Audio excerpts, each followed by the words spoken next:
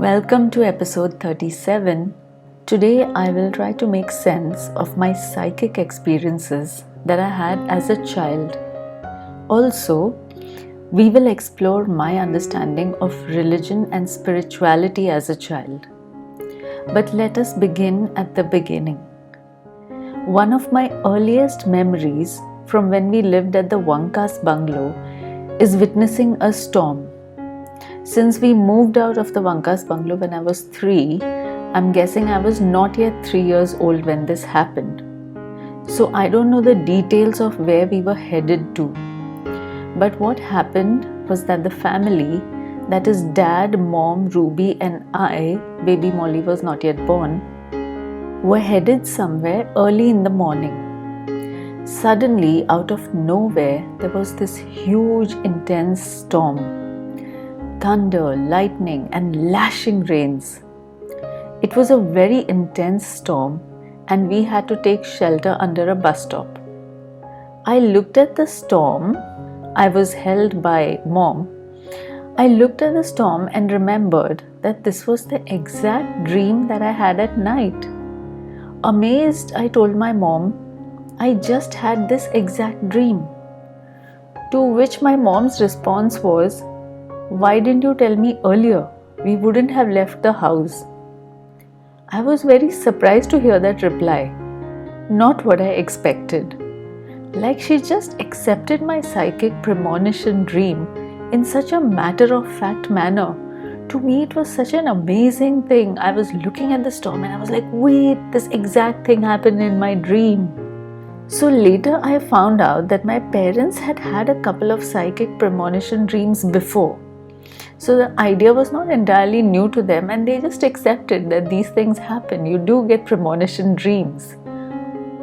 So that was my first psychic experience as a little baby almost, as a little child. Another incident that hinted at psychic abilities happened when we had just started living in Bombay at Godrej Colony. So I was between 5 or 6 years old. Mom and Dad were leaving for Dapchari with baby Molly. That was a day trip. They were to leave in the morning and come back in the evening.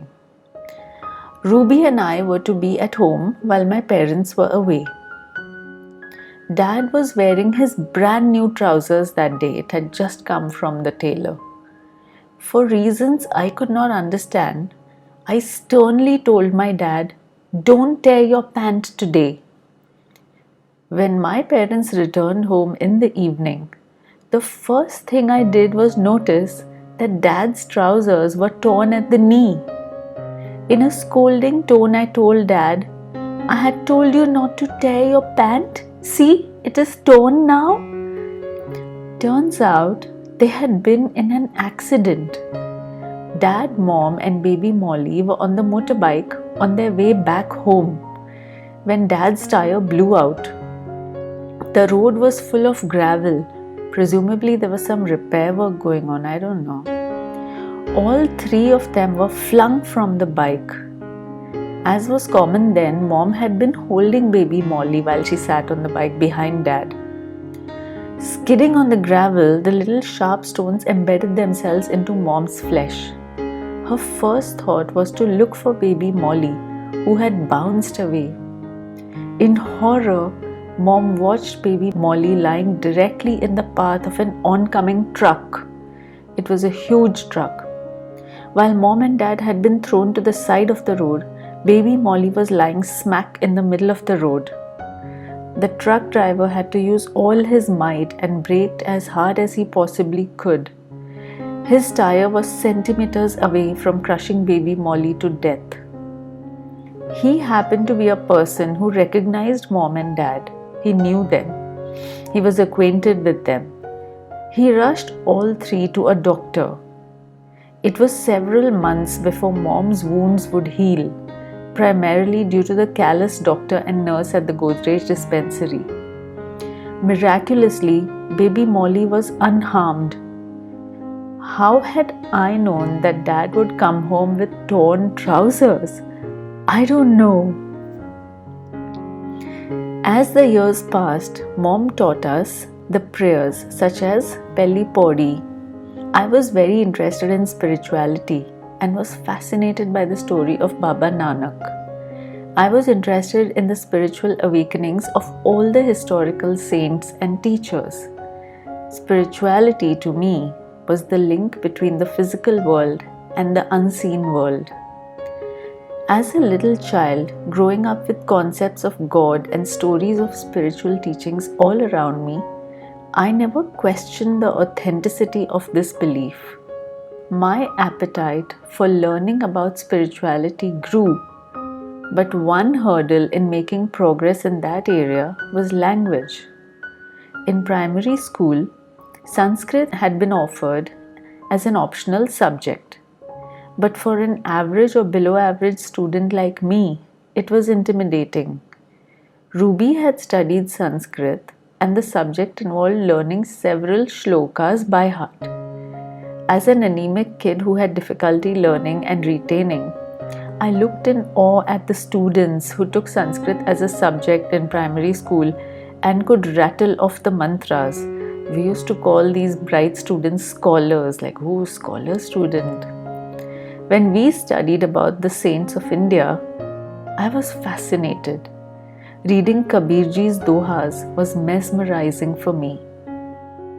Mom did teach us Gurmukhi, the Punjabi script, and I had learned to read the Punjabi prayers from the prayer book. But it was old Punjabi, ancient Punjabi, and the sentences were cryptic. Each line had to be interpreted and explained to be understood.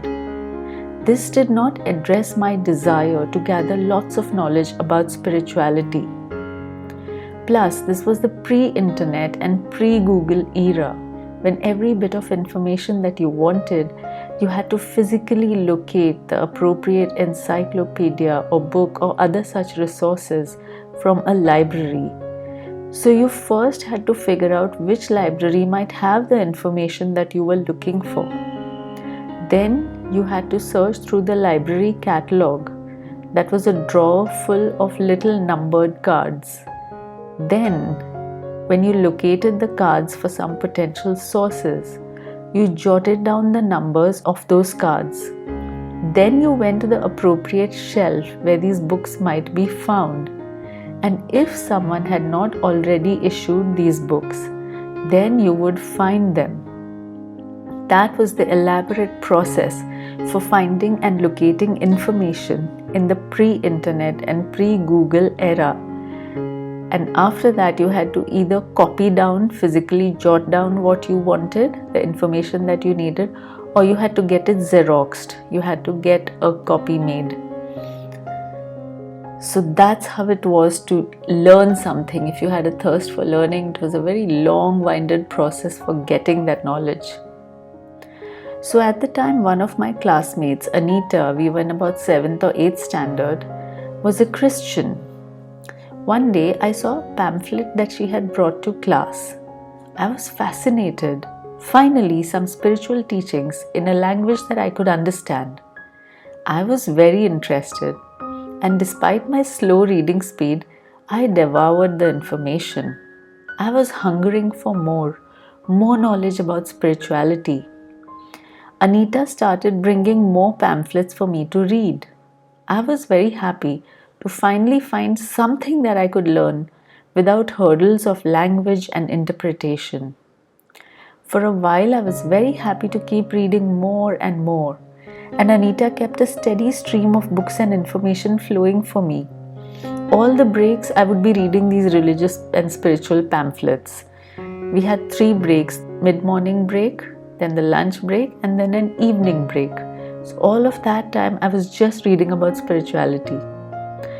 One day, Anita started talking about a Sikh boy who wanted to convert to Christianity and how his parents got angry and how he left home in order to convert. This startled me. What? Was this Anita's secret agenda? Was she trying to convert me? I never again showed interest in reading any pamphlets from Anita. We had grown up learning to respect all religions. I bowed if I happened to pass by any religious temple, irrespective of which religion it belonged to. I was very surprised once when my friend said she would only bow in front of a church and not any other religious institution or temple. I thought all religions taught inclusivity and mutual respect. To this day, I believe that every religion is self-sufficient and good enough for the people who are following it. So then, why would anyone convert? The idea of conversion, in my opinion, comes from a place of arrogance, wherein the person, the converter, feels that their religion is better than the other one, and thus a conversion is required. I believe this is flawed thinking. That's all for now, listeners. I will see you soon with another episode where I will tell you about some more spiritual experiences. Till then, stay healthy, stay well. Bye for now.